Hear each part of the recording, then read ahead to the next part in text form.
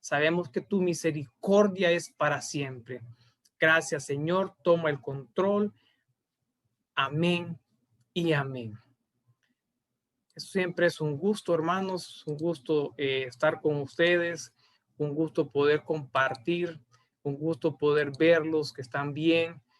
Nos llena mucho de alegría, mucha satisfacción ver, y de igual manera que podamos tener este tiempo de regocijo, este tiempo en el cual podamos reunirnos y aprender cada vez más de lo que es la palabra del Señor. Como hemos estado trabajando en esta serie que ya se ha vuelto pues muy interesante para nosotros, y quiero a modo de recordar, un pequeño recordatorio, el por qué hemos estado trabajando, y basamos en la conversión de Saulo a Pablo, en la cual habla de que podamos recuperar la vista con la finalidad de que podamos después de recuperar la vista ser llenos del Espíritu Santo. Y eso es algo hermoso que hemos visto, y al final de toda la serie vamos a ver por qué la importancia de la llenura del Espíritu Santo. Y hemos entendido a lo largo de toda esta enseñanza que es un proceso en el cual hay que pasar varios pasos, entender un proceso en el cual hay una habilitación divina, pero también se requiere un esfuerzo humano. Entonces es necesario poder entender, y estamos en una de las etapas ahorita, prácticamente a la mitad del proceso, que es cuando el Señor Jesucristo se revela a Saulo, porque él no lo conocía, él no entendía quién era. Entonces viene y le dice: yo soy. ¿Quién eres?, pregunta Saulo, y el Señor le dice: yo soy Jesús. Y hemos estado estudiando bastante esta parte de la revelación de Jesucristo a Saulo, y hemos estado centrados en un versículo que para mí, perdone que se lo repita todas las veces, un versículo muy conocido, creo que todos lo sabemos, pero un versículo con mucha profundidad, en el cual dice Juan 14:6, Jesús le contesta: yo soy el camino, la verdad y la vida. Entonces ya estudiábamos lo que era el camino, la verdad, pero cuando habla de la vida, se refiere a que nosotros tenemos que llevar una vida la cual él dejó marcada en la Biblia, dejó marcada en la palabra de Dios. La pregunta sería para todos nosotros: ¿cómo estamos viviendo? ¿Cómo estamos viviendo nosotros? Porque puede ser que estemos tomando caminos diferentes, no la manera en que el Señor quiere que vivamos. Estudiando esto, estudiando la manera como debemos de vivir, comenzamos a ver varios versículos, varias áreas que hemos estado viendo, especialmente, por ejemplo, que ya no debemos de vivir en la ignorancia, no debemos de vivir para nosotros mismos, que no debemos de vivir, que debemos vivir como verdaderos cristianos. Y comenzamos a ver una faceta en la última clase, que era el ser sobrios, el vivir de una manera sobria. Y cuando hablamos de vivir, hablamos de que es la vida Zoe, una vida en la cual es una vida sobrenatural. Y llamaba la atención, y por eso quiero colocarlo acá, que tanto el apóstol Pablo como el apóstol Pedro hablan y recalcan de eso, de la manera como vivir. Y mire que me gustaba, porque dice que este mensaje debemos prestarle atención, porque les dirá, dice, cómo vivir hasta el día que que Cristo vuelva. Entonces, tenemos como iglesia que hacer un salto de la manera que hemos acostumbrado a vivir, o la manera tradicional de vivir, y evaluar realmente si estamos viviendo esta vida Zoe, esta vida sobrenatural que Dios quiere, y si no, hacer un salto hacia ello. Es por eso que en la última clase estudiábamos lo que era vivir bajo la sobriedad, y hablábamos que hay dos extremos, y que no podemos estar medio llenos o medio de un lado, no. O estamos ebrios, el cual tiene sus consecuencias, o estamos viviendo sobriamente. Es por eso que en la clase anterior vimos: pero tú sé sobrio en todo. Y cuando hablábamos de sobriedad, estudiando uno tan solo de los versículos que habla de la sobriedad, vamos otra vez a 2 Timoteo 4:5. Pero tú sé sobrio en todo. ¿Para qué? Para poder cumplir varias cosas. Y hablábamos que esto era un proceso. El poder llegar a la sobriedad iba a lograr que nosotros cumpliéramos nuestro ministerio, pero tendríamos que comenzar a ser sobrios. Y para ser sobrios, para darnos cuenta si estamos viviendo una vida sobria, es necesario que nos evaluemos y encontramos estas 10 características que debe tener una persona que está viviendo sobriamente.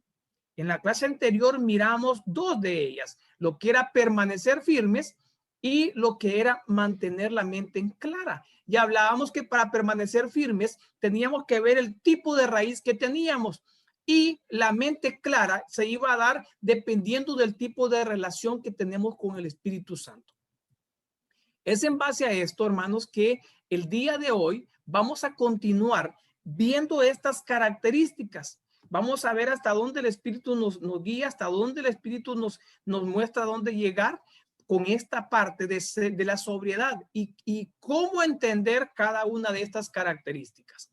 Es por eso que le voy a dar el primer tiempo al hermano William para que pueda explicar otra de las características de cómo saber que somos sobrios o cómo poder llegar a vivir de una manera sobria.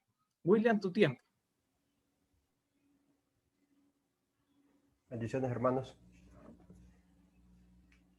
Tenemos estas 10 características de los sobrios y dentro de ellos tenemos sé diligente en todo, que es en la que vamos a estar hablando en este momento. En la segunda, sé diligente en todo. Y para empezar, me gustaba porque la base bíblica la podemos hallar justamente en Esdras 7:6, y precisamente con Esdras, que es un prototipo de escribas que nos gusta mucho, donde dice que era un escriba versado, según la versión Ausejo.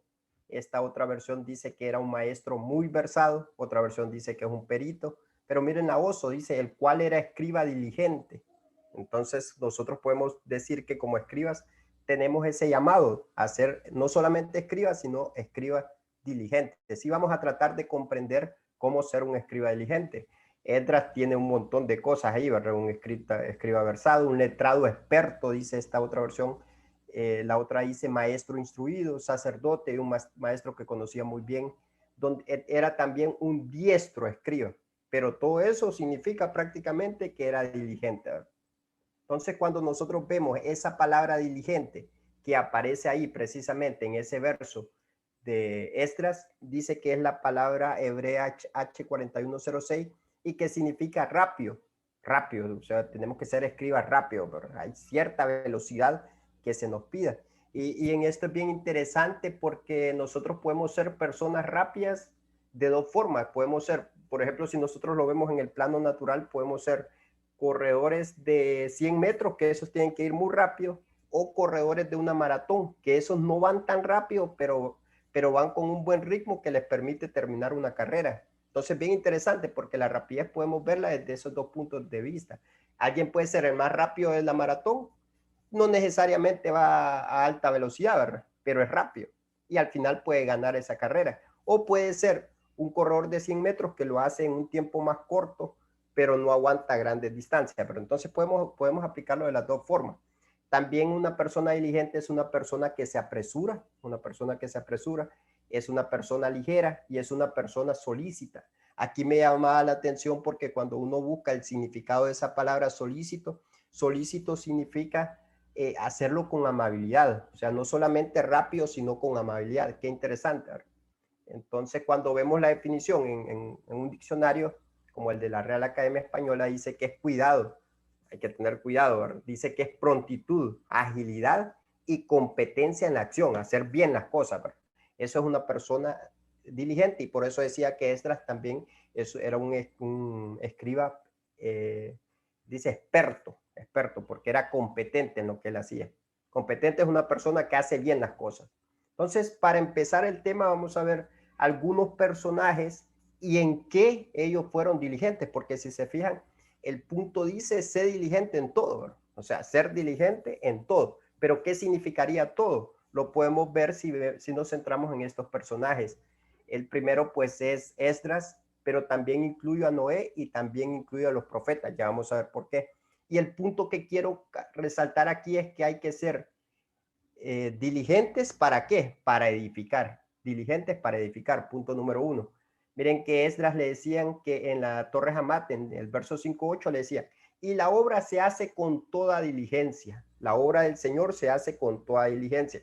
Cuando nosotros sabemos que vamos a edificar a las personas, hay que hacerlo con diligencia, hay que hacerlo con rapidez, apresurados. Si sabemos que el Espíritu Santo nos puso algo en el corazón para que nosotros lo compartamos con otra persona, es para edificarlo. Y si es para edificarlo, lo debemos hacer con diligencia, lo debemos hacer con amabilidad, porque decía que era solícito, y también lo debemos hacer con rapidez, apresurarse en esa hora.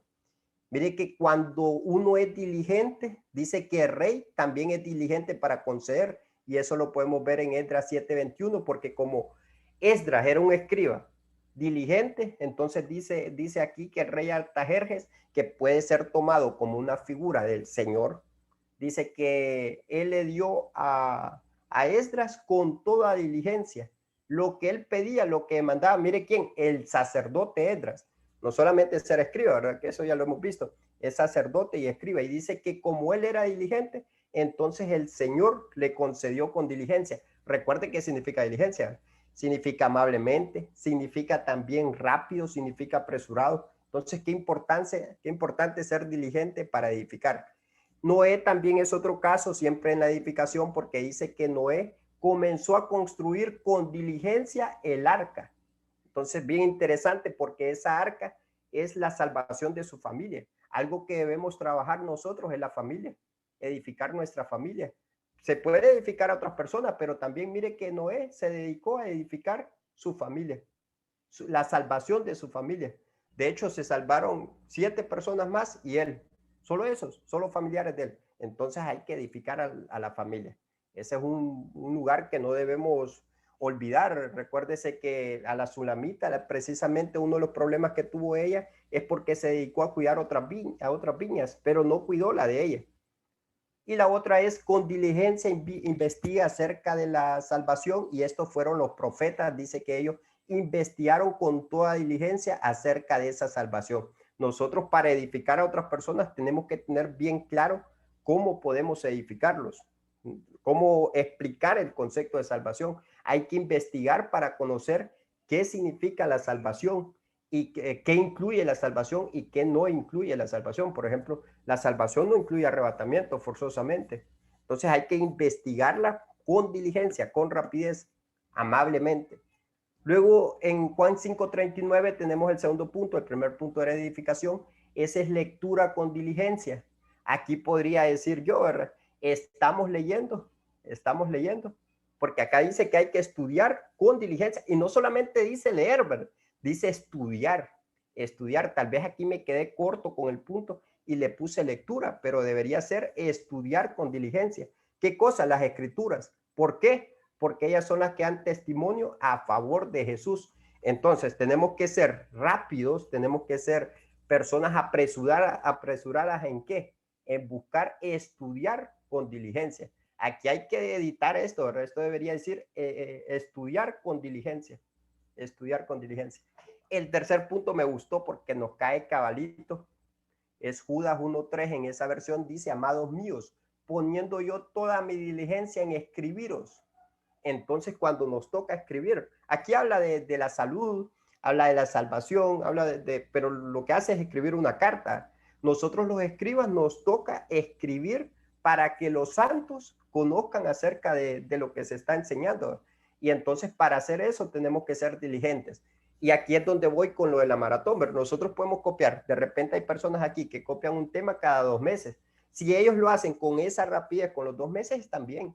Hay personas que se tardan 2 horas en hacer un tema.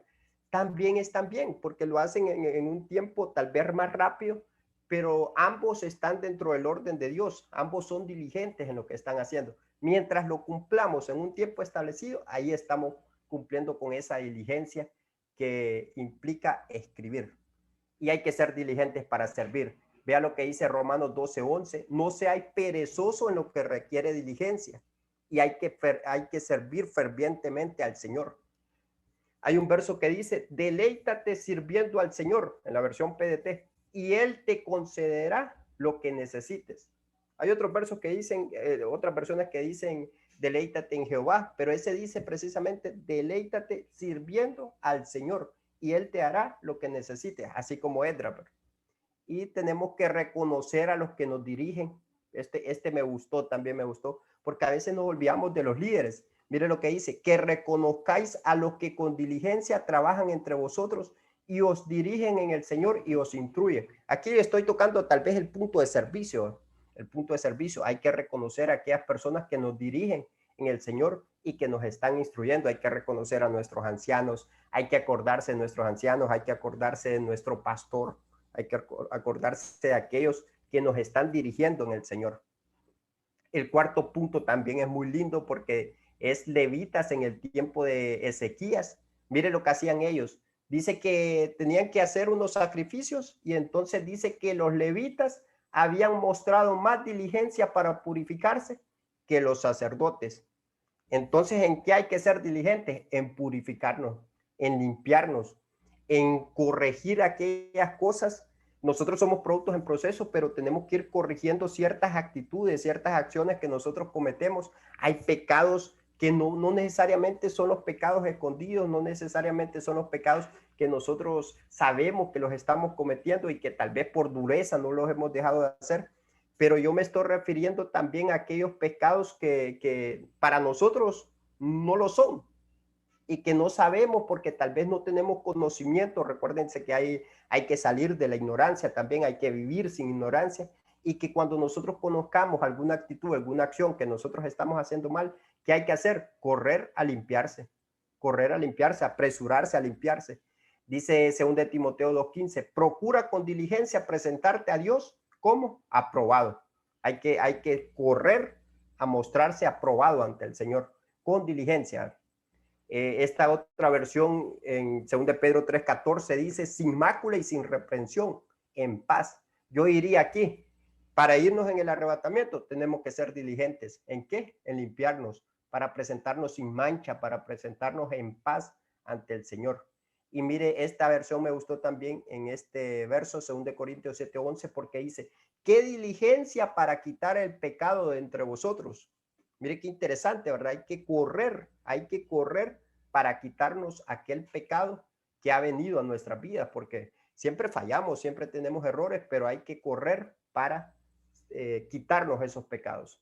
Este Rubén y Gad, yo lo estaba analizando hoy en la tarde y es bien interesante porque dice, iremos con diligencia delante de los hijos de Israel hasta que los metamos en su lugar.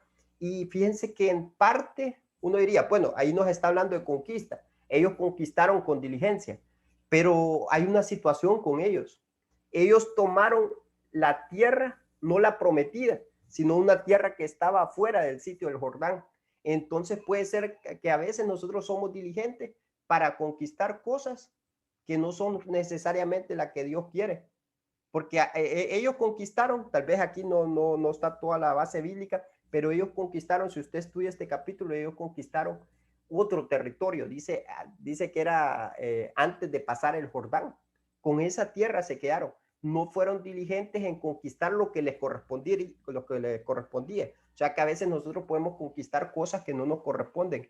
Y está bien el sentido de conquista, pero tal vez Dios tenía algo más para ellos. Ellos no se atrevieron a conquistar esa otra parte. Si hubieran mostrado la misma diligencia para conquistar dentro del territorio que les iba a corresponder, tal vez hubieran logrado más en el Señor. La tribu de Rubén y Gad no son tan mencionados como otras tribus que son bastante importantes en la historia de Israel. Esas dos no fueron tan importantes. Por ejemplo, usted escucha Isaacar y ya sabe que ellos eran expertos en discernir los tiempos, pero de Gad y de Rubén bien poco se habla. Bien, sigamos avanzando. ¿En qué más tenemos que ser diligentes? En la palabra. Tal vez ya lo habíamos visto allá, ¿verdad? Pero acá dice guardar el mandamiento y la ley, porque una cosa es estudiar, pero yo puedo ser un maestro. Recuérdense que hay un versículo que dice que la letra mata, pero el espíritu vivifica. Ese versículo podría ser mal comprendido. Alguien puede decir, bueno, entonces dejemos la palabra y entonces centrémonos en lo espiritual. Pero hay que saber cómo interpretar correctamente eso. No es que la letra, obviamente, sin obediencia es la que mata. La letra sin obediencia. Cuando no estamos obedeciendo lo que el Señor nos pide. Y por eso es que Josué 22:5 aquí les dice, con diligencia os guardéis haciendo el mandamiento y la ley. Entonces hay que ser diligentes no solo en estudiar la palabra, sino en obedecerla, en guardarla. Miren lo que dice Hebreos 2:1 también. Con más diligencia guardemos las cosas que hemos oído. Entonces hay que apresurarse a guardar, a atesorar dentro de nuestro corazón y ponerlo por obra para que no nos escurramos, dice aquí. Aquí habla de perder la salvación. Y vea qué interesante, porque uno dice, bueno, la salvación no se pierde, pero aquí podríamos verlo incluso con la parte de la apostasía. No voy a ahondar en eso, pero podríamos ver, bueno, y entonces, ¿será que no hemos investigado bien nuestra salvación? ¿Será que no hemos obedecido correctamente? ¿Será que no hemos nacido de nuevo? Estoy preguntando, que esas son preguntas que se debería hacer todo cristiano en algún momento para saber si de verdad está en fe o si solo está convencido y no está convertido. Hay que empezar a ver si estamos guardando aquellas cosas que hemos oído. Entonces, Josué, el séptimo punto me gustó interpretarlo desde un punto de vista porque dice que era informarse con diligencia. Y uno de los puntos que podemos ver es informarse de lo que no entendía, porque dice que Job, perdón, a los menesterosos era padre y de la causa que no entendía me informaba con diligencia. Y aquí me ponía a preguntar yo mismo, le preguntaba al Señor acerca de esto tan interesante, ¿en qué nos debemos informar? En cosas que no entendemos. Y por ahí podríamos ver cosas bíblicas, ¿verdad? Algo que nosotros no comprendamos, podemos preguntar, informarnos acerca de lo que dice la Escritura, pero también lo miraba en un plano secular. Imagínense, por ejemplo, a veces nosotros podemos estar, y voy a relacionarlo con lo que estamos viviendo en este momento, porque yo tuve ese sentir y le pregunté a Bessie, ¿cómo miras este verso? Y me dio la misma respuesta. Me dice, hay que informarse con diligencia acerca de cómo cuidarnos sobre el COVID-19. Y me llamó la atención, ¿verdad? Porque digo yo, es cierto. A veces puede ser que nosotros ignoramos ciertas cosas y por eso cometemos ciertos errores que podrían ocasionar que nos contagiemos y por lo tanto es importante informarse. En un tiempo de desinformación, buscar la información correcta. Eso lo podemos hacer. Bien, el siguiente punto dentro de informarse es preguntar con diligencia. Este me llamó la atención también porque dice que Moisés preguntó con diligencia por el macho cabrío de la ofrenda por el pecado. A veces nosotros podemos considerar, y esto tal vez es una labor de los líderes, considerar que algo se hizo omitiendo las leyes del Señor, que algo se hizo faltando incluso el respeto al Señor. Y eso fue lo que hizo Moisés. Empezó a investigar. Este es el pasaje, el capítulo donde muere Nadab y Abiú.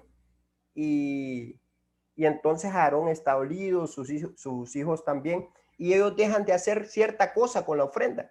Pero hasta que le explican a Moisés, Moisés comprende. Y el final de este paisaje de la escritura es que, de este pasaje, perdón, de la escritura es que Moisés termina diciendo, bueno, estoy satisfecho con la respuesta que he escuchado, pero él se puso a investigar si no había pecado en esa acción que estaba cometiendo este grupo determinado, que era Aarón, Eleazar e Itamar. Bien, punto número 8, interesante también porque aquí fueron diligentes en buscar lo divino. Recuerde usted los magos, o los sabios, perdón, tenemos que mencionarlo bien, ¿verdad? Los sabios de Oriente dice que ellos preguntaron con diligencia por el niño, porque ellos estaban buscando a Jesús para adorarlo. Y también recordemos también aquella mujer que en Lucas 15, que es esas 3 parábolas que nos hablan de la oveja perdida, en este caso de la moneda perdida y después del hijo pródigo.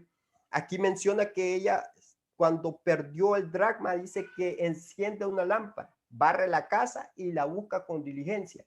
¿Qué cosas hemos perdido nosotros en el Señor que tenemos que buscar diligentemente? ¿Qué experiencias hemos perdido? ¿Qué tiempo con el Señor hemos perdido en nuestra vida? De repente tiempo de oración, de repente tiempo de lectura, de repente tiempo de adoración, de repente tiempo de alabanza. Puede ser que nosotros lo hayamos perdido y tenemos que buscarlo. ¿Cómo? Con diligencia, rápido, solícito. Buscar al Señor con diligencia, dice este versículo. En verdad mi espíritu dentro de mí te busca con diligencia. Hay que buscar al Señor con diligencia.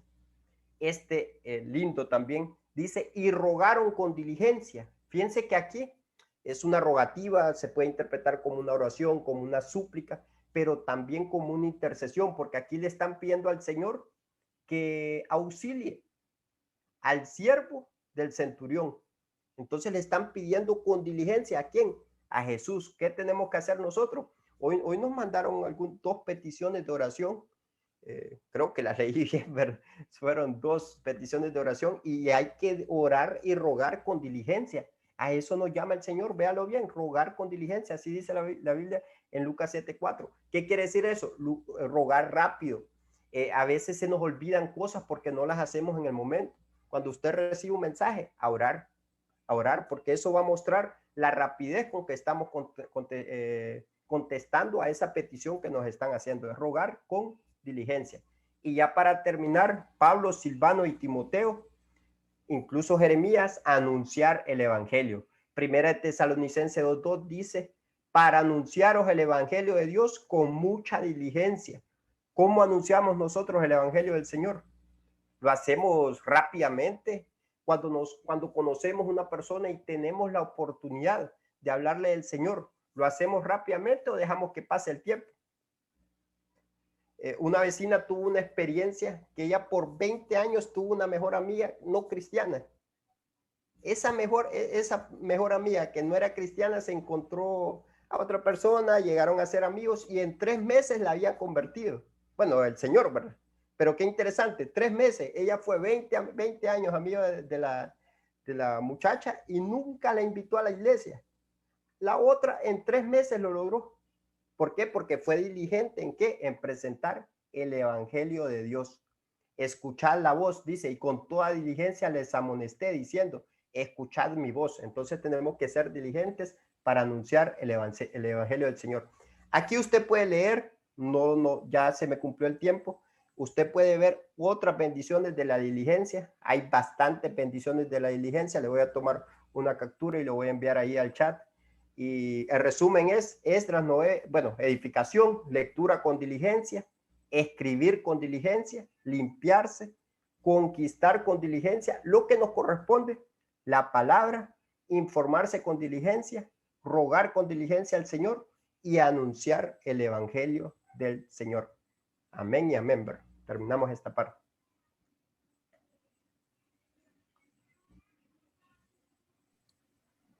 Bueno, se fijan que no es tan fácil decir estoy viviendo una vida sobria. Hay muchos aspectos que nosotros debemos considerar para poder, ese cuadro final que va a llegar a su chat, es necesario que lo vengamos y hagamos una autoevaluación y veamos en qué no estamos muy bien y que comencemos a trabajar.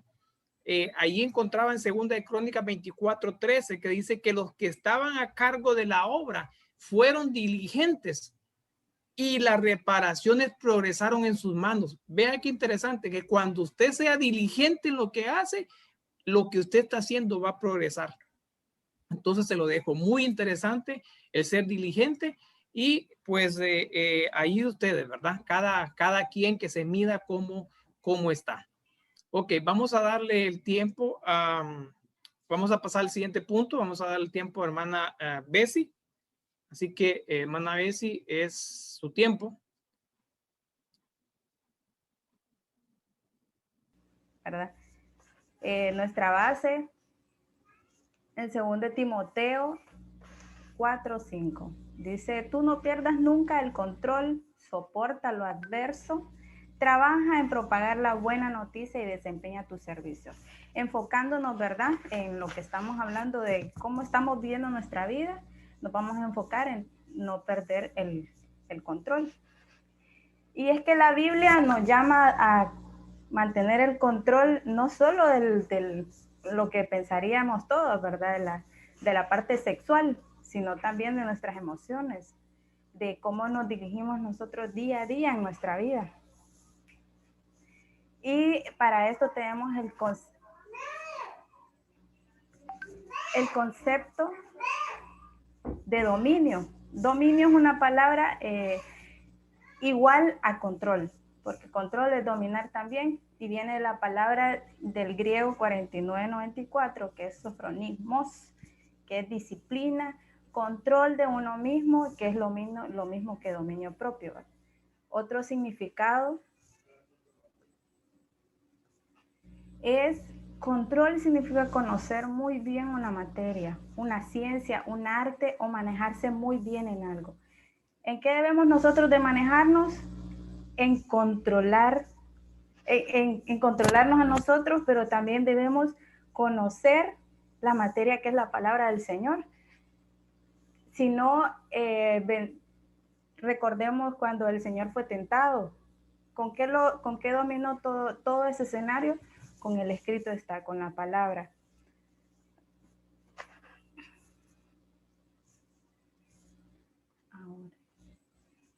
Ahora, Proverbios 4:29 nos dice que el que demora en enojarse da muestra de inteligencia, pero el que no se domina manifiesta locura. Y esto no se trata de que yo tengo mecha corta, no tengo mecha. Esto se trata de dominarnos. El dominio propio es un fruto del Espíritu Santo. Entonces quiero que veamos algunos personajes que perdieron el control, que no supieron dominarse.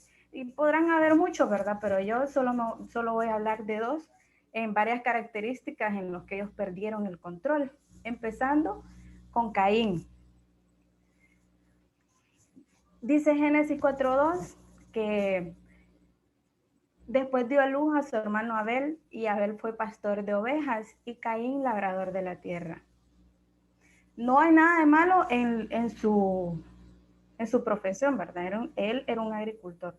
No hay nada de malo en eso, sino que cuando nosotros vamos a ver el concepto de labrador, dice las dos palabras que están marcadas ahí, servir y esclavizar. ¿Qué nos dice eso? Que él estaba esclavizado con lo que la tierra le podía dar. Estaba, como dice ahí, dependiendo de lo terrenal.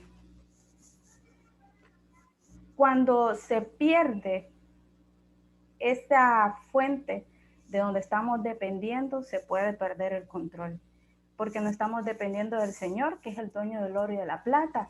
No estamos dependiendo de Dios, que sabemos que se hizo pobre para enriquecernos, sino que estamos dependiendo de lo que nos dé la tierra. Estamos dependiendo tal vez de logros, estamos dependiendo de títulos, estamos dependiendo de lo que tenemos, de nuestras posesiones.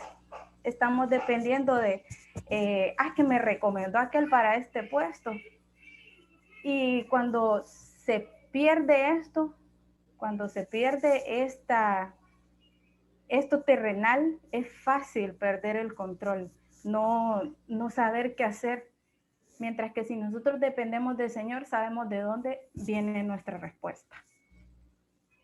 El otro punto en Caín eran sus malas obras. Dice Génesis 4:6. Entonces el Señor le dijo: ¿por qué estás tan enojado? ¿Por qué andas cabizbajo? Si hicieras lo bueno, podrías andar con la frente en alto. Pero si haces lo malo, el pecado te acecha como una fiera, lista para atraparte. No obstante, tú puedes dominarlo. Esto nos dice la Biblia al día. En este verso, Caín y Abel presentaron una ofrenda, ¿verdad? Todo eso todos lo sabemos. Él presentó de lo de la tierra, lo que le da la tierra, y Abel presentó lo mejor de las ovejas, que no tiene nada de malo. Él presentó su ofrenda, se presentó delante del Señor, pero, como dice Primera de Juan 3:12, sus propias obras eran malas y las de su hermano eran justas. Por eso su ofrenda no fue recibida con agrado. Entonces le dice el Señor: ¿por qué estás tan enojado? ¿Por qué andas cabizbajo? ¿Por qué se puso triste? Porque sabía su condición. Él sabía su condición. Sabía por qué el Señor no había aceptado su ofrenda. porque dice Gálatas 2:6 que Dios no juzga por las apariencias. Él tal vez quiso engañar al Señor al presentarse igual que Abel en un mismo panorama, pero su condición interior era muy diferente, porque el Señor lo que ve es nuestro interior, Él no ve lo externo de nosotros, Él ve nuestro interior, lo que hay adentro es lo que a Él importa. Y más que presentar una ofrenda, Él tenía que presentarse Él como una ofrenda agradable y no era así. El tercer punto de Caín es el que mató a su hermano, ¿verdad? Eso es la historia que todos no sabemos.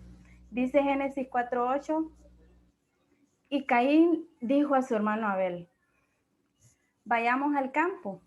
Y aconteció que cuando estaba en el campo, Caín se levantó contra su hermano Abel y lo mató. Si un hermano de nosotros es honrado por el Señor, es honrado por una autoridad, es honrado por alguien que nosotros respetamos, ¿verdad? Y tal vez si es honrado por el Señor con bendición económica o con un ministerio o con un nuevo cargo, no lo matemos, no caigamos a ser como Caín y matar a nuestro hermano con nuestras palabras, con nuestros gestos, con aborrecer, como dice la palabra aquí en 1 Juan 3:15, que dice, todo el que odia a un hermano en el fondo de su corazón es un asesino. Y ustedes saben que ningún asesino tiene vida eterna en él. Bien fuerte. A mí me pareció bien fuerte esta versión, porque dice ahí en el fondo de su corazón. ¿Qué dice? ¿Qué quiere decir esto? Que es un sentimiento que no se nota, que tal vez no hacemos notar ante los demás, pero ahí está. Por eso dice la Biblia que matemos esas pequeñas zorras que echan a perder una viña, que echan a perder aquello que se está cultivando para ser felices nosotros. Entonces no caigamos en estos errores de Caín, ¿verdad? Como vimos, el presentarse queriendo aparentar delante del Señor, el matar a su hermano. Y si nosotros seguimos leyendo la historia de Caín, vemos que era incapaz de pedir perdón. Como lo vemos aquí en Génesis 4:16, dice, así fue como Caín se apartó de la presencia de Dios y se fue a vivir al país de los vagabundos, al este del Edén. ¿Por qué se apartó?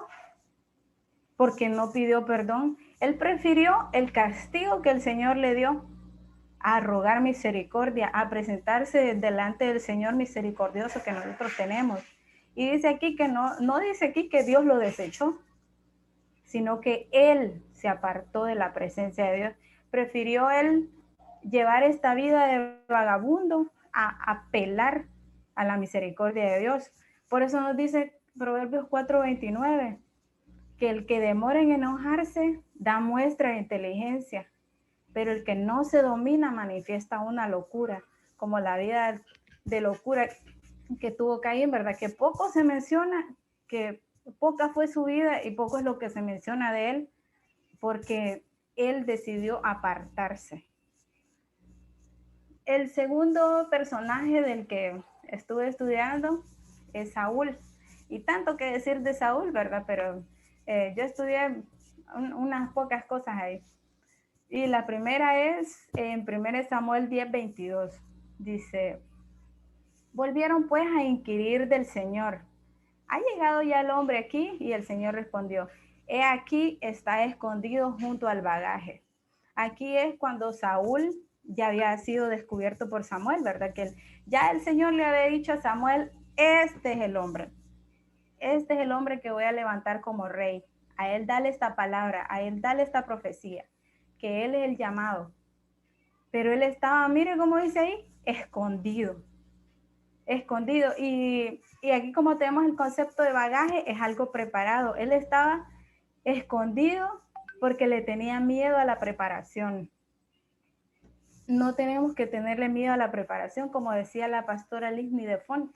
Decía, No le tengamos miedo a las cosas espirituales, porque el Señor para eso nos ha llamado, para ser personas que vivan conforme al Espíritu, como lo que estamos hablando ahorita.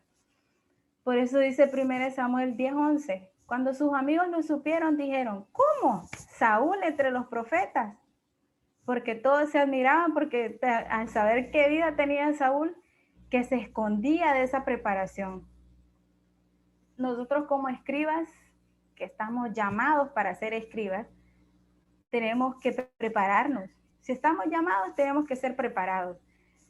Tenemos que dejarnos capacitar, tenemos que aprender ortografía, tenemos que aprender sobre redacción, tenemos que usar las herramientas, el eSword, el Word, todo lo que se nos ha dado para equiparnos como escribas, tenemos que usarlo y tenemos que ser capacitados en eso. Y dice Romanos 8:28, sabemos además que todo contribuye al bien de los que aman a Dios, de los que Él ha llamado según sus planes. Tenemos que entender esta parte de que todo contribuye a bien. A veces, si se pincha la llanta de un carro, pensamos que todo contribuye para bien. Si se nos van abajo los planes de una salida, pensamos que todo contribuye para bien.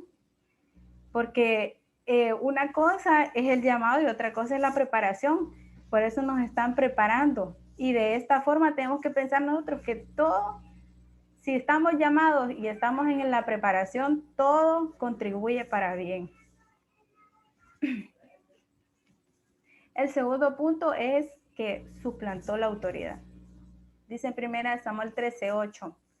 Allí en Gilgal, Saúl esperó a Samuel 7 días para que presentara las ofrendas y los sacrificios, pues antes de eso no podían empezar la batalla. Pero al ver Saúl que Samuel no llegaba y que los de su ejército comenzaban a huir, ordenó, tráigame los animales y las ofrendas de paz que vamos a presentarle a Dios. Y dice ahí, mire, y Saúl mismo presentó las ofrendas. ¿Por qué lo hizo? Porque él creyó que podía por ser el rey. No se ubicó. No ubicó su posición terrenal con su posición espiritual. Esto no debía de hacerlo él. Presentar una ofrenda no le correspondía a él, le correspondía a Samuel, que era el sacerdote. ¿Por qué? Porque él era el que hablaba con el Señor. Saúl era utilizado, pero no era la persona directa que debía de hacerlo. Pero suplantó la autoridad porque él se sintió más. Él se sintió que podía hacerlo porque era el rey. Él se sintió que, ya Samuel no viene, yo lo tengo que hacer porque me está haciendo esperar, porque yo soy el rey y me está haciendo esperar.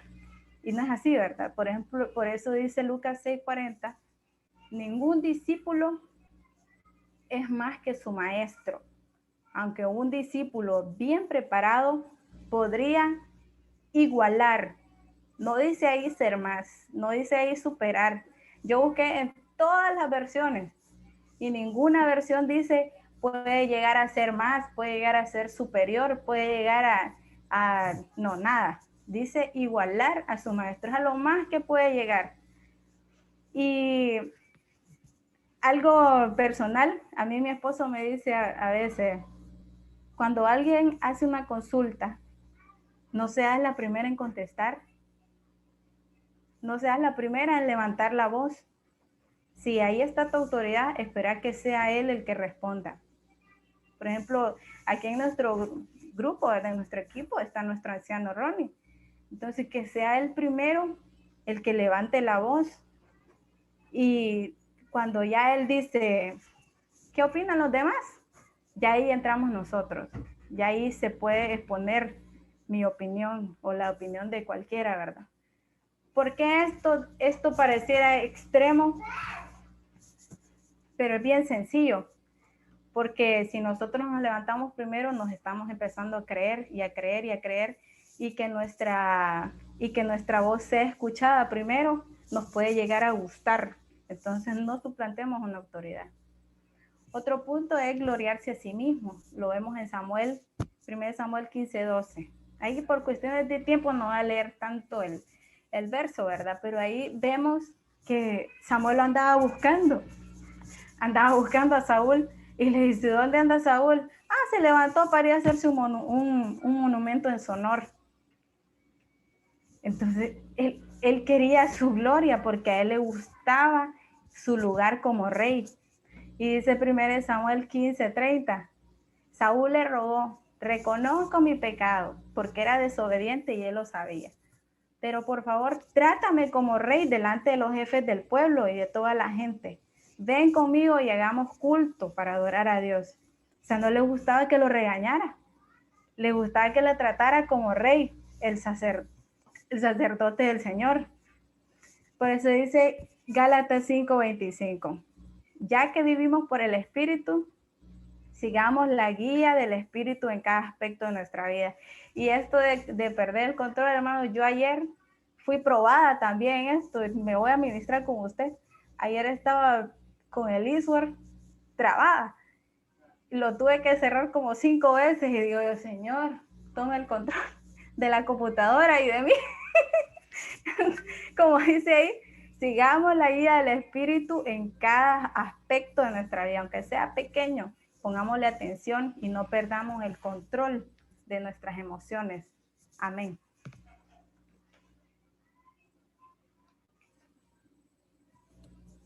Que levante la mano a alguien que nunca ha perdido el control o que no pierda el control.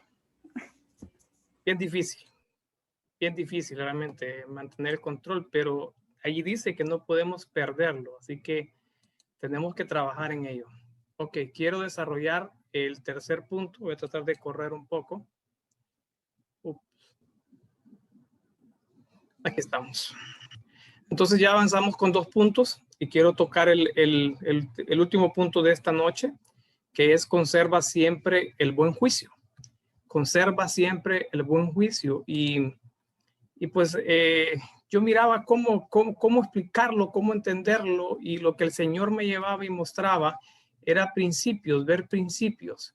Y cuando comenzaba a buscar el buen juicio en la Biblia, me aparece que en Salmos 111:10 dice que el principio de la sabiduría es el temor del Señor. Buen juicio demuestran quienes cumplen sus preceptos. Entonces no me quedaba muy claro y comencé una técnica que me gusta mucho es el hecho de buscar en otras versiones, y la Peregrino me lo amplió mucho más. Principio de sensatez es respetar al Señor. Tienen buen juicio los que lo realizan. Entonces, mire qué interesante, porque la primer parte que quiero mostrarle es que cómo podemos llegar a obtener el buen juicio. Y comienza con la sensatez. Pero la sensatez viene por respetar al Señor. Entonces, mire lo interesante, porque ahí hay otro proceso. Si alguien quiere tener buen juicio, es necesario que sea sensato, y para ser sensato es necesario que respete al Señor.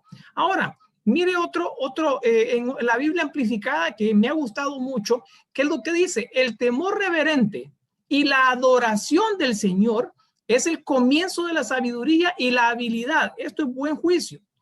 Y entre paréntesis nos marca lo anterior, el primero, lo esencial, dice el requisito previo. O sea que esto, el temor reverente y la adoración del Señor, son el requisito previo para poder venir y pues llegar al buen juicio. Le hago una pregunta: cuando a usted le toca tomar decisiones, ¿sus decisiones son acertadas? ¿O cómo estará nuestro juicio? ¿Cómo estará nuestra manera de pensar? ¿Estará en base a lo que el Señor quiere? ¿O cómo estaremos haciendo? Y me gustaba mucho cuando hablaba de esencial, porque el esencial, comencé a buscarlo, dice que es un adjetivo. Y me mostraba algunos ejemplos que quiero mostrárselo porque me gustaban.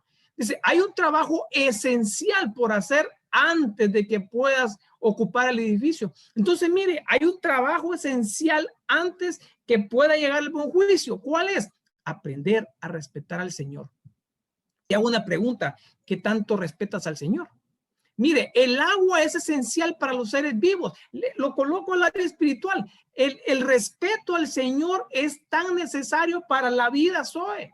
Ese es el comienzo para poder llegar a vivir una vida una vida sobrenatural, pero sobre todo vivir sobriamente. Dice que es sumamente importante, crucial e indispensable. O sea, el respeto al Señor es sumamente crucial e indispensable en nuestras vidas para poder tener buen juicio. La pregunta es, eso es para obtener el buen juicio, pero si teníamos buen juicio y lo perdimos, mire que 1 Corintios 15:34 dice, recuperen el buen juicio. ¿Cómo lo vamos a recuperar? Mire, no sigan pecando. Pues lo que algunos tienen es ignorancia al Señor. No vivamos una vida de ignorancia. Mire cómo vamos a recuperar el buen juicio. La Dios habla hoy, 1996, dice, vuelvan verdaderamente al buen juicio. Vuelvan. ¿Cómo? No pequen. Pues ustedes no conocen a Dios. O sea, mire cómo vamos a recuperar el buen juicio entonces. Respetando al Señor, conociendo al Señor. Mire lo que dice Tito 2:12. Y a vivir en este mundo con buen juicio. ¿Cómo?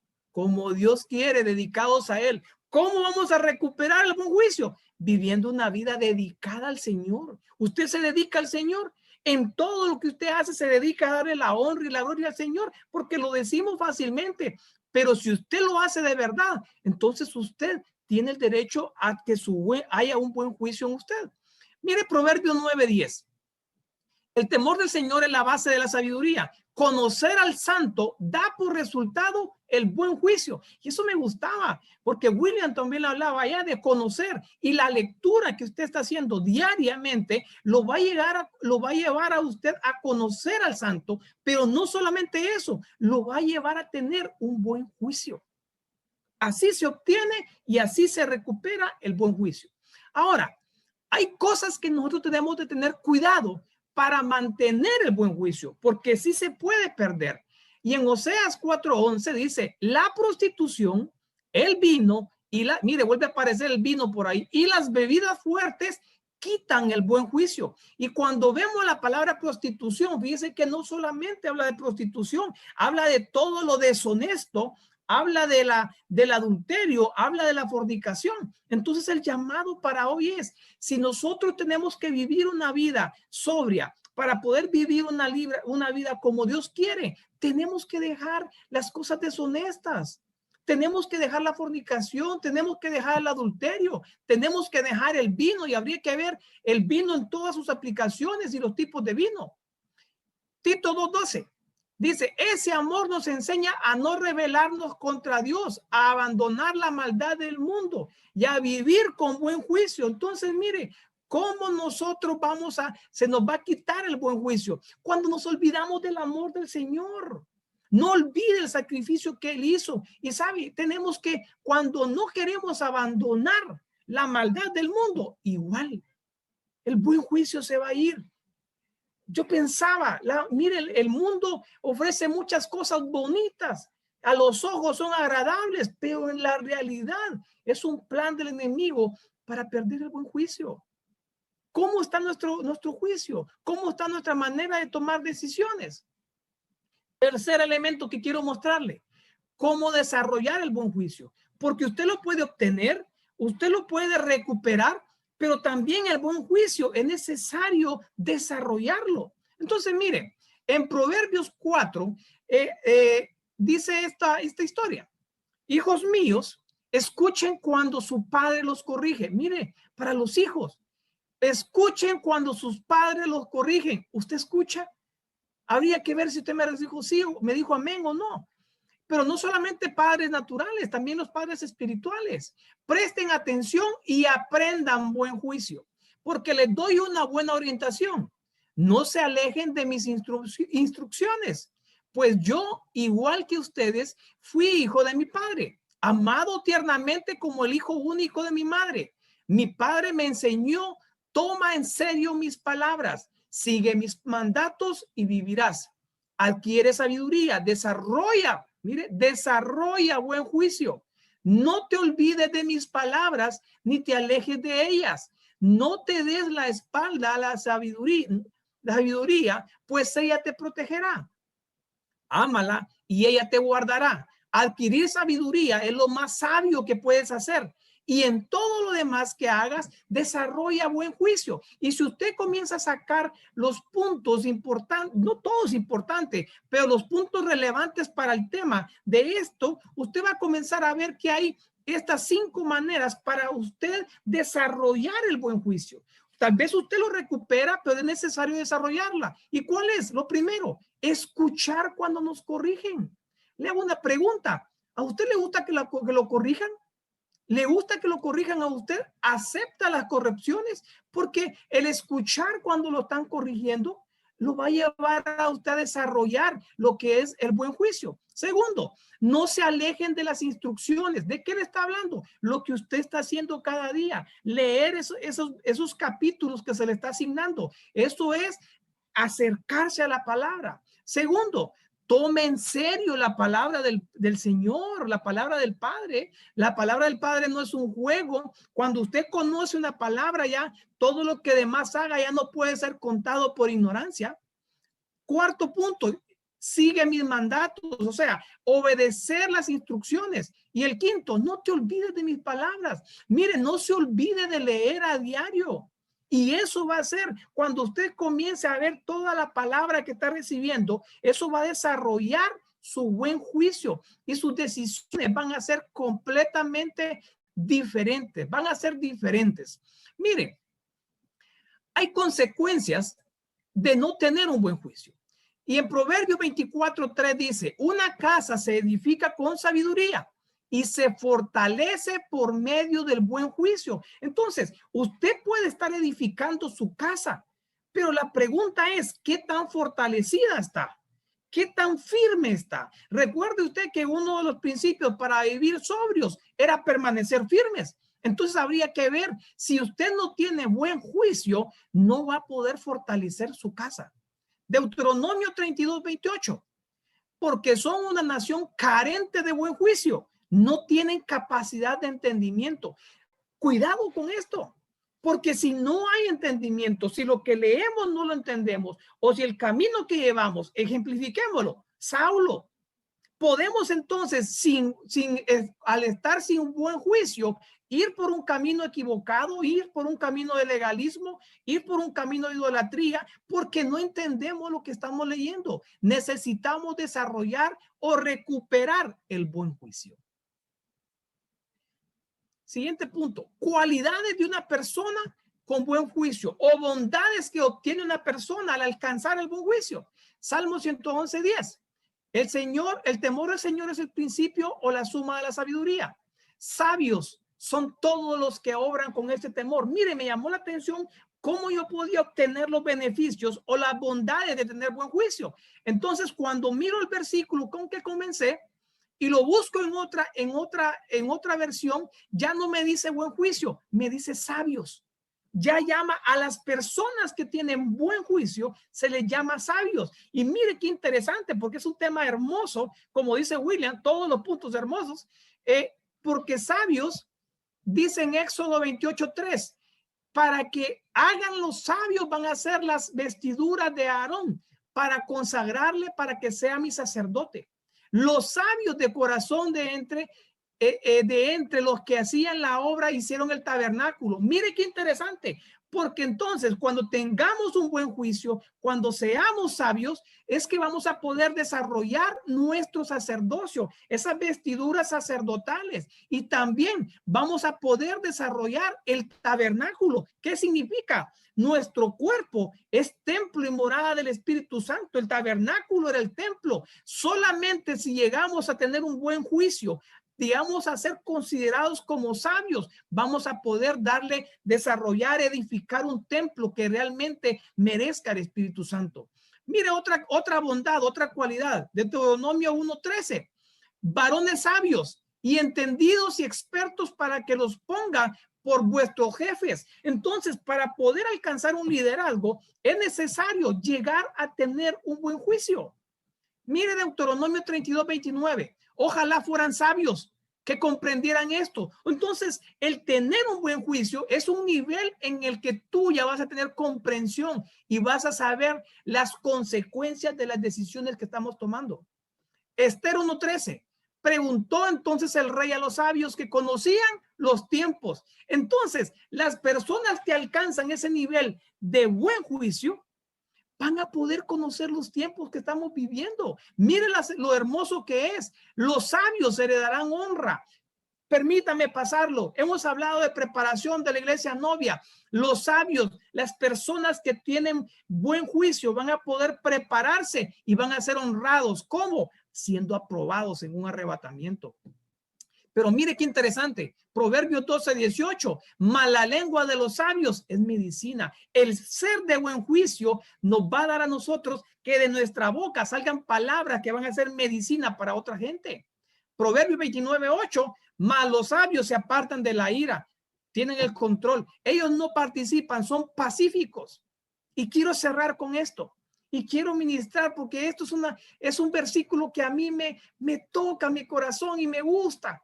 Yo quiero hoy dejárselo a usted, ministrarlo de una manera, porque dice Isaías 54, y ya voy cerrando. Jehová el Señor me dio lengua de sabios para saber hablar palabras al cansado. Despertará mañana tras mañana, despertará mi oído para que oiga como los sabios. Entonces, mire qué interesante, porque las personas que van a vivir sobrios, tienen que vivir con un buen juicio, pero van a tener su oído afinado de una manera diferente. ¿Para qué? Porque van a ser diferentes sus partes, sus oídos van a ser diferentes, su lengua es diferente. Y eso es lo que yo deseo para ustedes, que vivamos de esa manera. Por eso me gustaba cuando el apóstol Pedro y el apóstol Pablo dice, vivan de esta manera, presten atención a este mensaje. Y quiero ministrarlo. Señor, te damos gracias por este tiempo. Yo quiero presentarte a cada uno de mis hermanos, a cada uno de los escribas que está aquí. Padre, que ese oído de sabio que está presto cada mañana,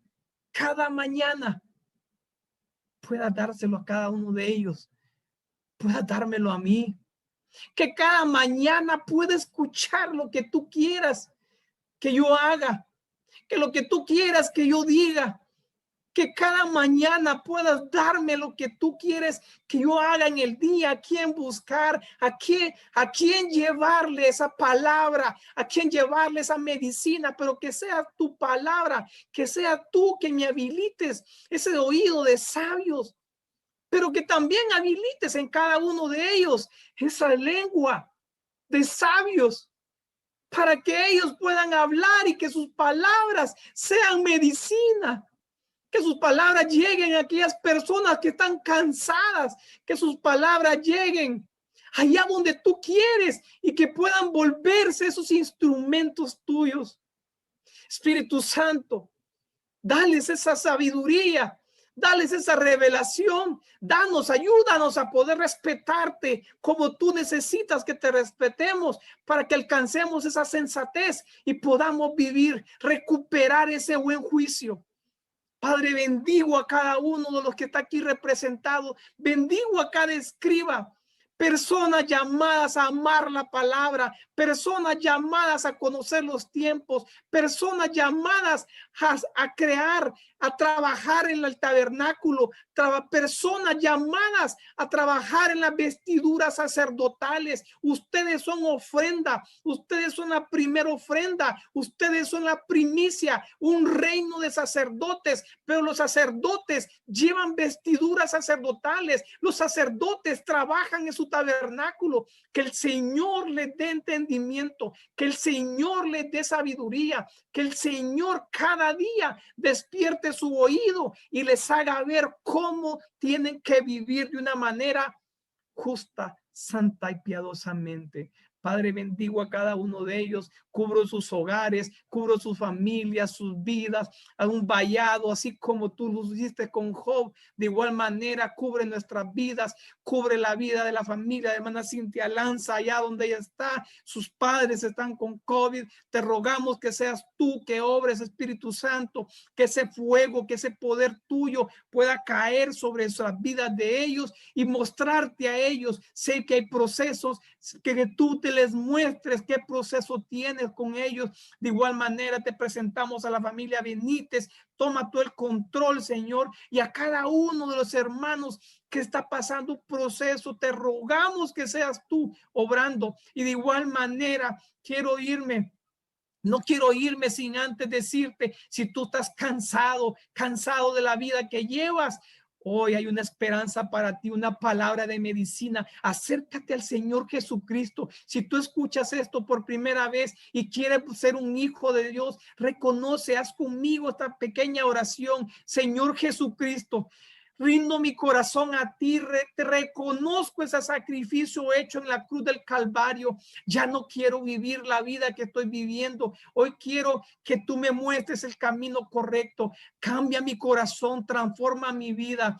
Y yo te reconozco a ti como mi único Señor y Salvador. Si tú hiciste esa oración, tú eres un hijo de Dios. Busca una iglesia donde se predique la sana doctrina y congrégate, ama, sirve al Señor con todo tu corazón. Que el Señor los bendiga, que el Señor los guarde y que el Señor sea propicio para cada uno de ustedes.